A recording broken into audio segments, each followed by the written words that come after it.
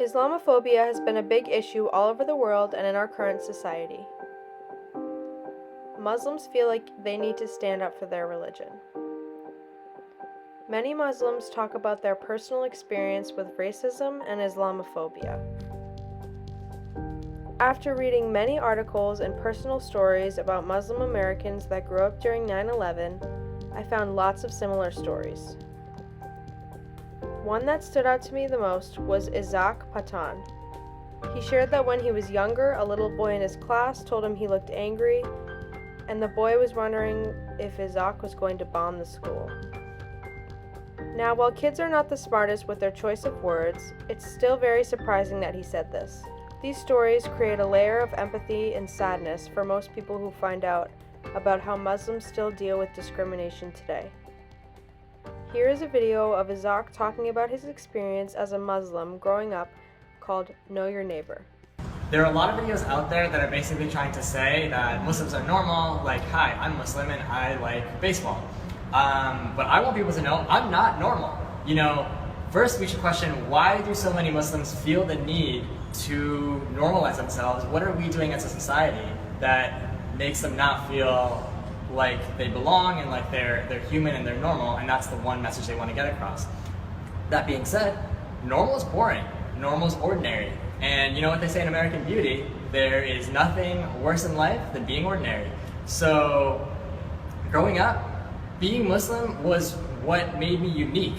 It made me different, and I loved that about it. I loved being separate from other people in that way.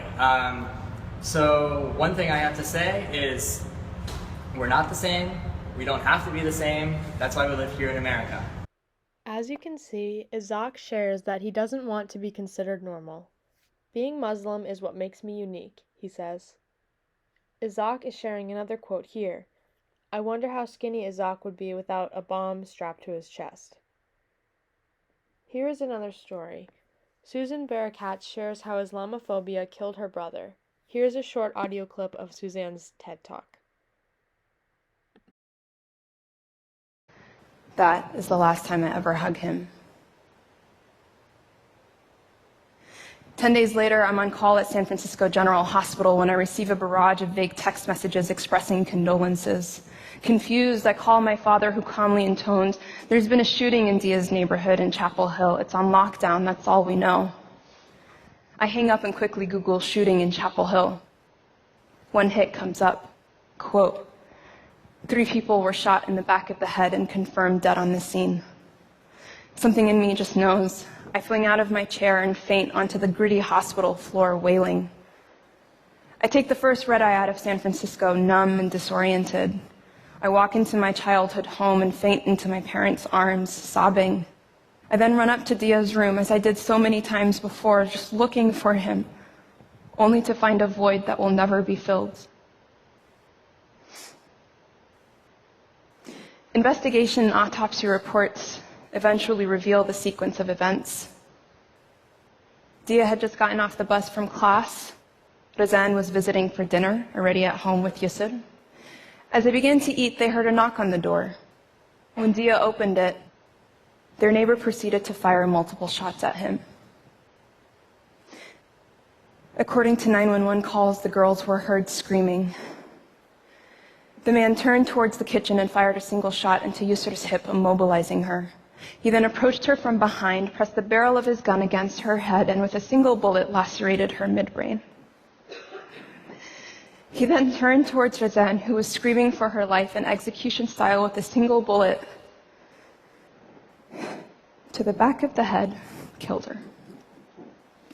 On his way out, he shot Dia one last time, a bullet in the mouth, for a total of 8 bullets, 2 lodged in the head, 2 in his chest, and the rest in his extremities. Dia, Yusr, and Razan were executed in a place that was meant to be safe, their home. This tragic story caught lots of people's attention. Now you may be thinking, okay, we see how 9/11 has affected and changed so many Muslims' lives, but what about before 9/11? Let's go back a few years and see how Muslims were treated before September 11th, 2001. Mona Amar received threats prior to 9/11 about wearing a headscarf. While completing a research project, she was told to put a pause on continuing it because she didn't want to attract surveillance of authorities. Here's a quote from Mona.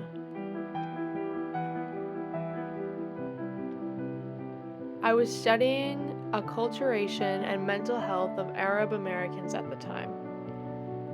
I was advised by my faculty supervisors to temporarily put my research on hold to not attract surveillance of authorities. After I later returned to the research and publicized some of the results in the media, I received horrid emails including death threats. As you can see, Islamophobia has been a big struggle for Muslims in America before and after 9/11. There needs to be a change in the stereotypes that have been created around Muslims. They are looked at as terrorists, but they shouldn't be. Islam should not be blamed for terrorism.